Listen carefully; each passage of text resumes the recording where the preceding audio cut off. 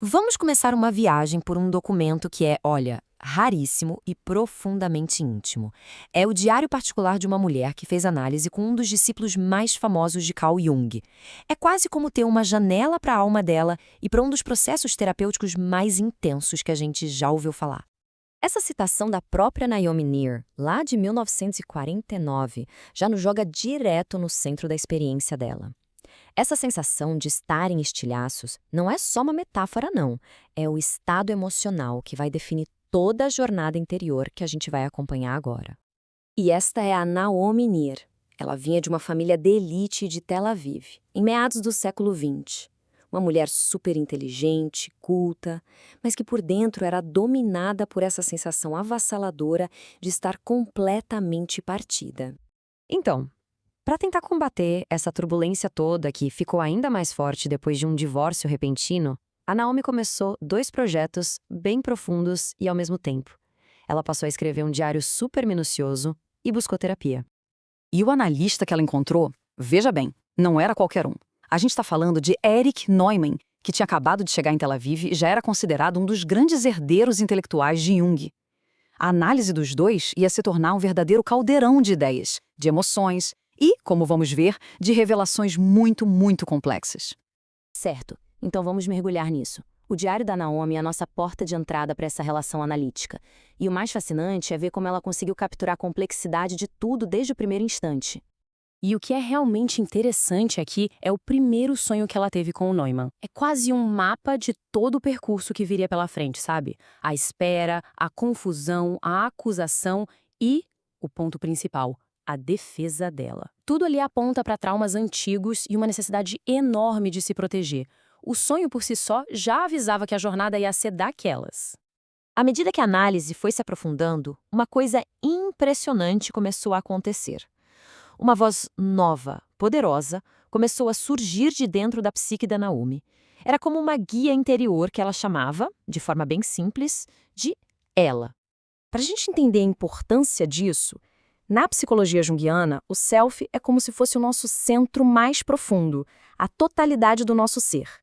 E essa voz interior, essa ela, parecia ser exatamente a conexão da Naomi com essa parte mais sábia e íntegra dela mesma, que agora estava começando a se manifestar.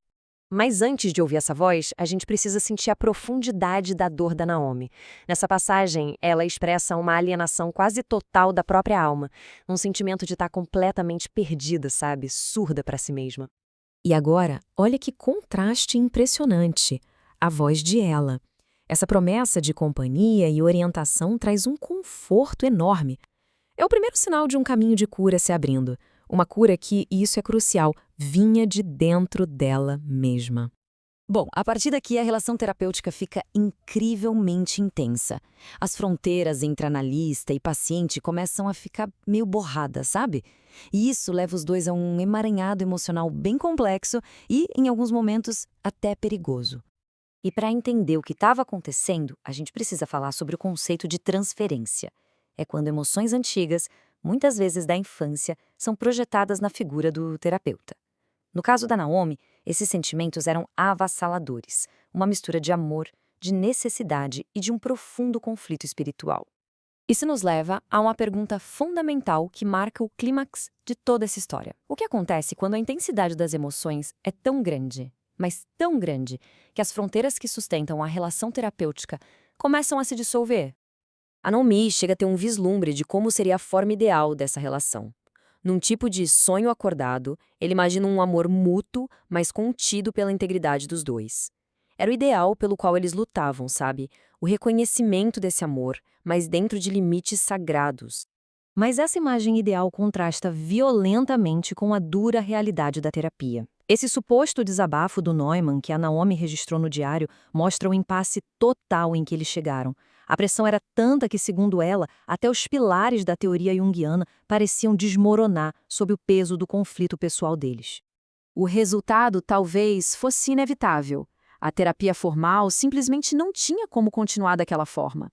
E assim chegou a um fim súbito, deixando um rastro de perguntas sem resposta.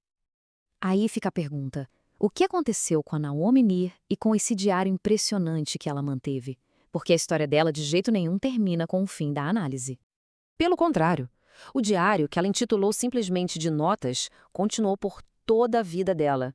E a escala desse trabalho é monumental. Pensa só, um documento datilografado com 2.655 páginas. É um registro de uma vida interior que não tem precedentes. Então, o ponto crucial é este. O diário que ela originalmente queria que fosse para o Neumann sobreviveu.